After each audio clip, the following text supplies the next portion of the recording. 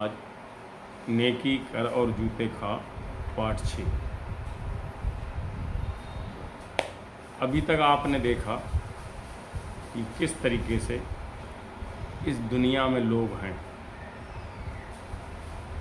जिनके साथ आप सब कुछ घर जैसा व्यवहार करते हैं, वो एक दिन दुश्मन जैसा व्यवहार करते हैं। खैर, ये बात तो सर्वविदित है कि इस दुनिया में कोई भी किसी का नहीं है, हर इंसान स्वार्थ के वसीले है।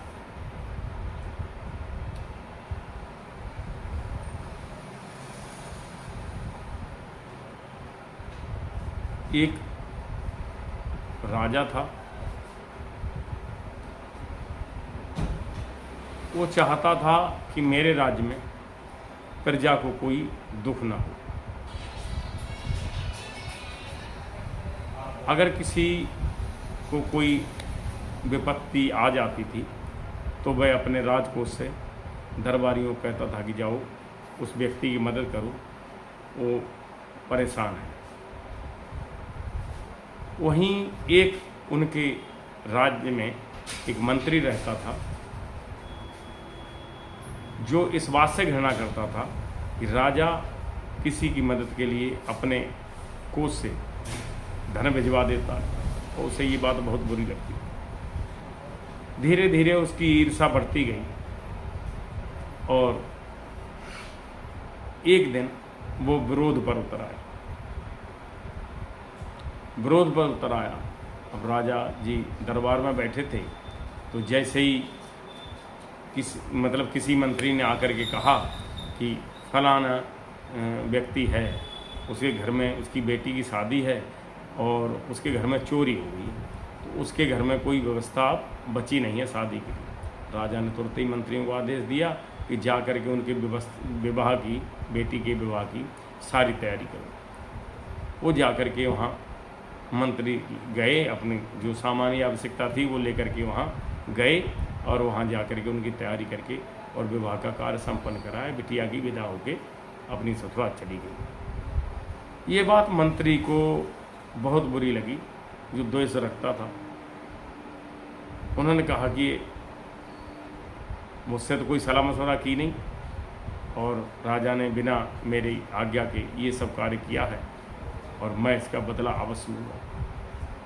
वो जाकर के पड़ोस के राजा से मिला और कहने लगा कि राजा तुम्हारे प्रति बड़ा द्वेष रखता है और तुम्हारे राज्य पर कभी भी चढ़ाई कर सकता है।